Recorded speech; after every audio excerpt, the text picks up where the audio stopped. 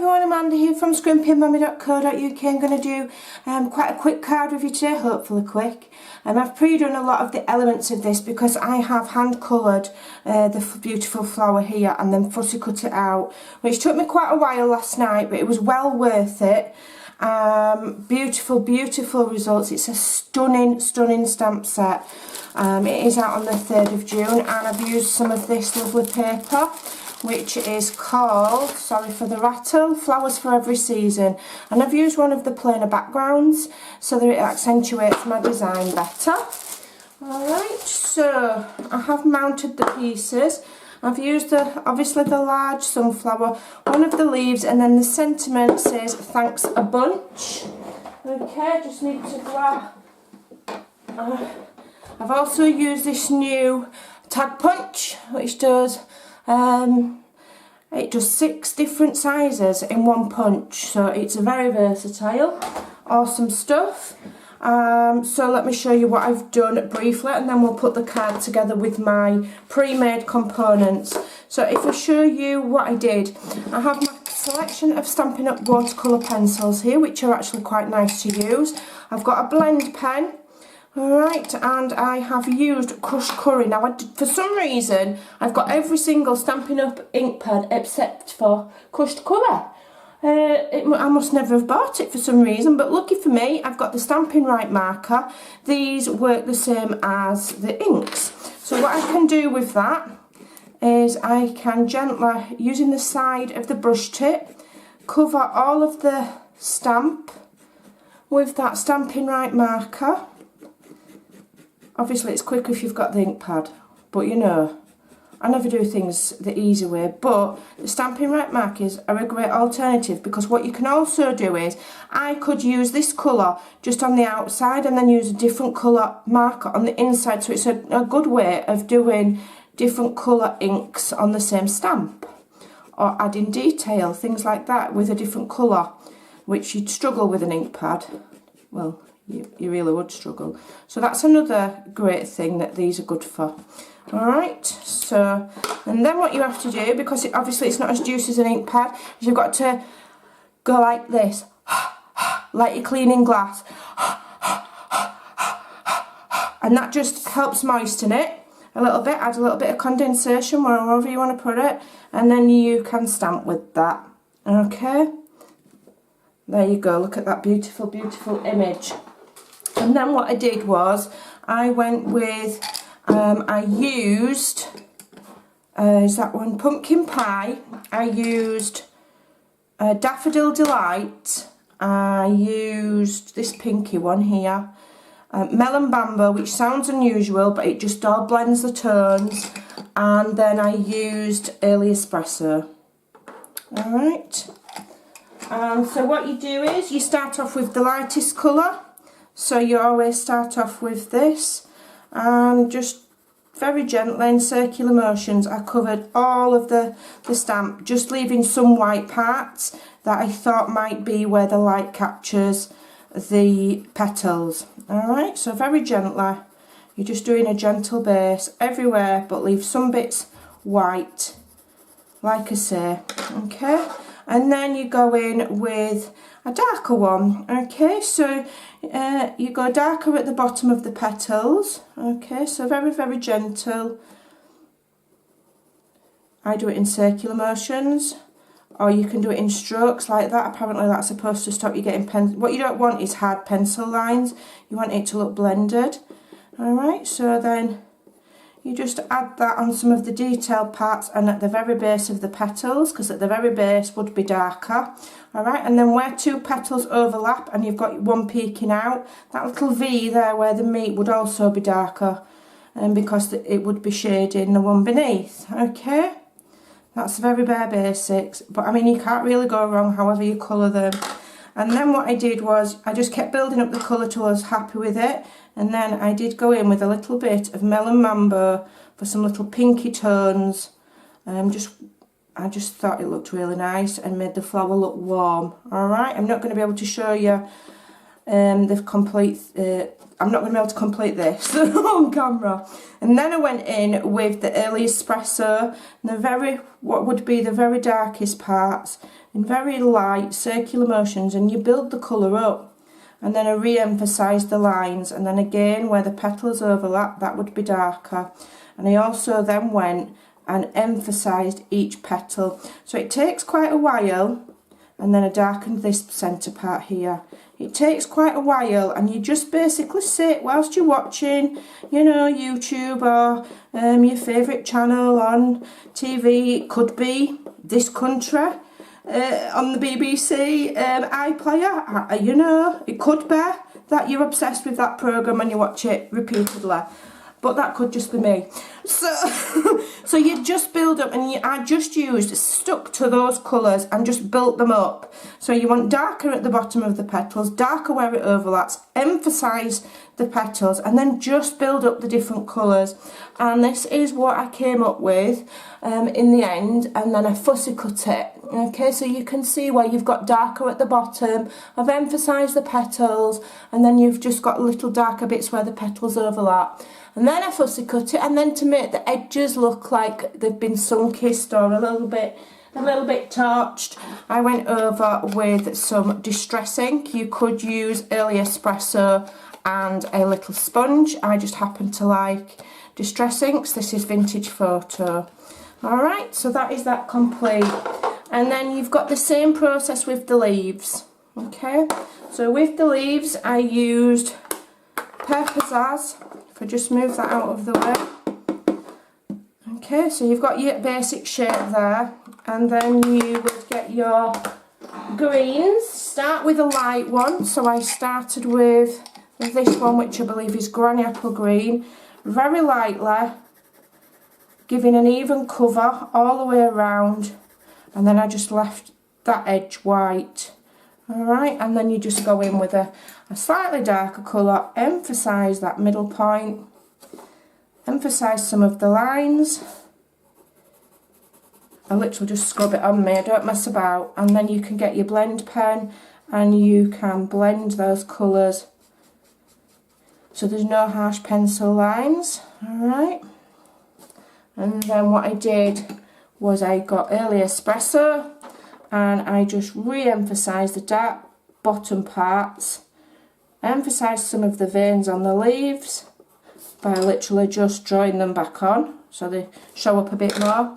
And then I fussy cut them, and then I went round the edges with Distress ink. Alright, just to give them that, you know how leaves have sometimes have a brown edge. And that's all I've done, and it's just a matter of just sitting there, relaxing and building up those colours.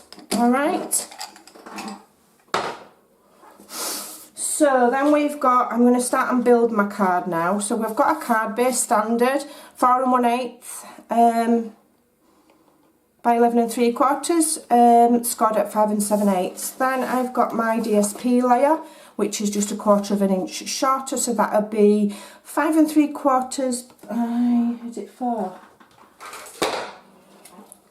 5 3/4, I can never remember what size I've cut them to, 5 3/4 by 4. And then we've got a cardstock layer which measures 3 3/4 by 5 1/2. And then I have cut a 3 3/4 by 1 inch strip to go across the middle. I might use as further decoration. So then we just start and we're going to build up the card. Alright. Look at that on the back, it's criminal really, but it doesn't match my colour scheme. Right. Thank you to my lovely team member Karen McClure for sending me some spare Tombow because I was running out. That's the beauty of Stampin' Up teams. We all help each other out and share things if we get stuck. Nobody goes without in our team. So that's layered that up, and that is the new Bumblebee colour. That one, I think it is. Is it? It might not be, I might be lying. It might not be, might be lying. Does it tell us on here what the colours are? It is Bumblebee, I wasn't lying. And then we get our white. Now you could emboss that with an embossing folder if you like. I'm going to keep it plain, just to make it easier and cut down on supplies. But if you've got an embossing folder, a nice embossed background there would be nice. Right, I'm going to stick that on there. It's quite early in the morning and the sun is absolutely streaming through. I've got all the blinds closed, so if we start to get funny lighting, I do apologise.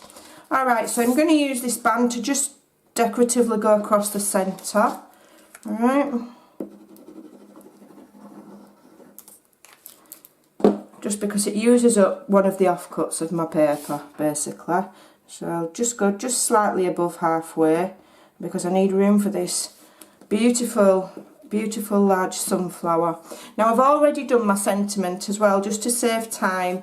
So I've used the Thanks a Bunch sentiment, and I've used the new tag punch. Like I say, it's got 2 different styles, each one does 3 different sizes. So I'll just show you quickly. So this is the largest, this is the 1-inch one. So you just slide it, you just undo it there, because they all close to keep them flat, you see.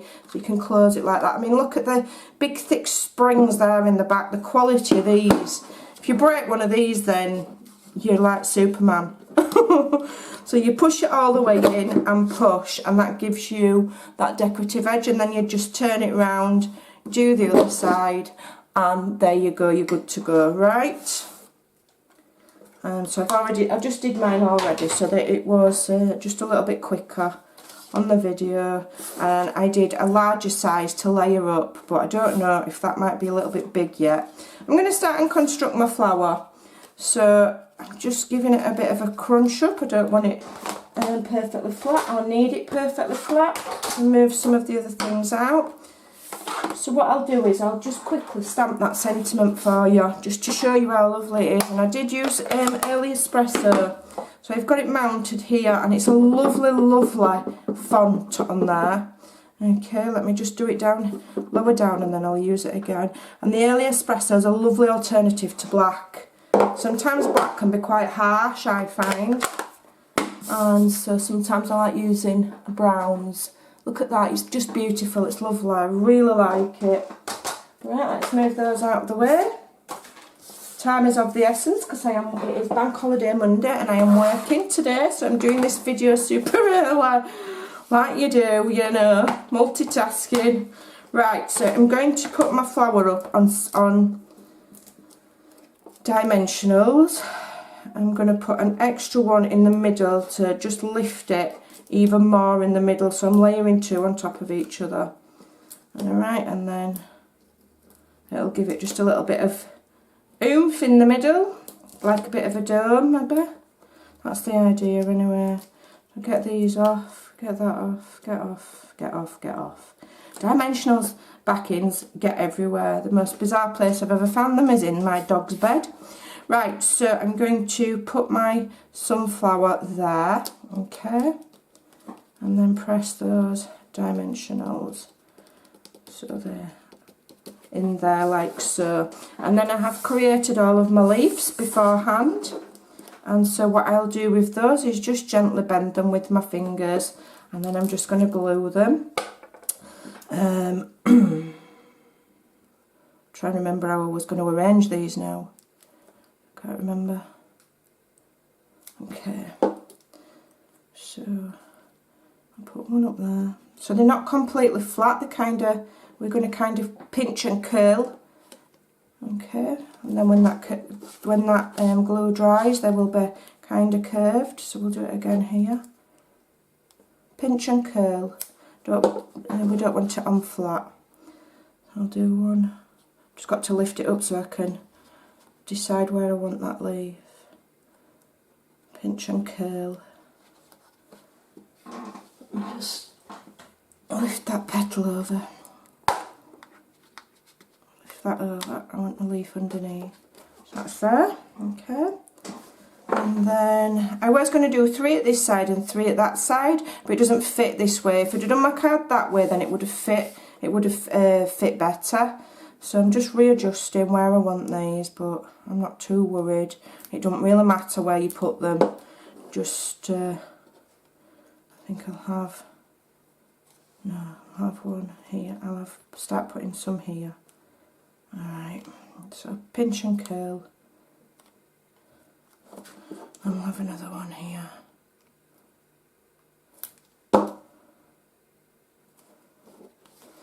I'm just sliding it underneath.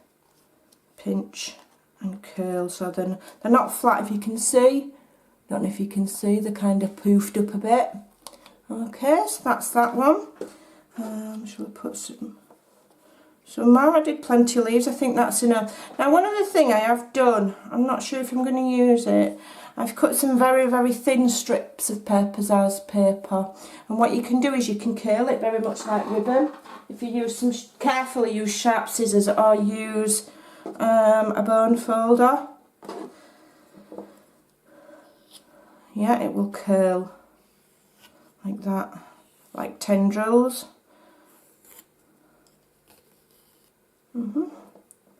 Or you can wrap them around something circular, and then if you hold it, the heat from your hands will, should just hold it for a few seconds, and the heat from your hands will make that into a little spiral. Alright, and then you can, let's have some of these on. That'll look pretty, I think. So let's just, you'd have to make a little deeper envelope, maybe, a little 3D one. Don't matter, does it? It'd be super nice. So I'm just going to add a tiny little bit of glue on the back of there. Okay, and we will slide that under there and press it. And then you've got those little paper tendrils then. I think that's quite cute. Let's do another one. Okay. Let's just curve that around my pokey tool, which has been chewed by one of my dogs, which is great. They're lucky the sharp bit didn't get on the little monsters. Alright, so I'm just going to curl it around. If you've got some of that really fine metal thread, that could do the same trick, but that stuff annoys me. I can't be doing with it. I can never get it to sit nice, and it just twists round in my fingers and looks a mess, so I can't use that. So that's why I'm using this instead. I'm just going to push that under there, and this, what was going to be a quick card, is turning into not too quick, but never mind. Alright, so that goes on there like that, and then my sentiment, I don't know if I want that brown bit now. I think it's a bit big. I'm not going to bother. What I'm going to do is I'm going to just break the fibres of that up by curving it, and then just nip those edges so that I've got a ruched, yeah, like that, so that I've got a ruched sentiment, so it's not flat. Oops. Okay, so if we put one there and one there, but we want it straight, but it's just got a little bit of dimension.